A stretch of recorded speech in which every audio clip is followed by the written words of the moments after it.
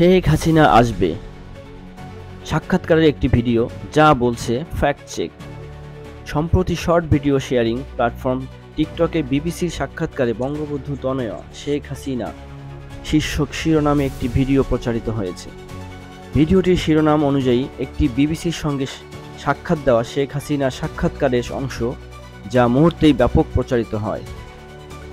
Fact checking সংস্থা humour scanner বলেছে, ভিডিওটি একটি প্রতিবেদন প্রকাশ হওয়া পর্যন্ত ৫৬,০০০-এরও বেশি বার দেখা হয়েছে এবং ৬,০০০-এর অধিক পৃথক অ্যাকাউন্ট থেকে প্রতিক্রিয়া জানানো হয়েছে।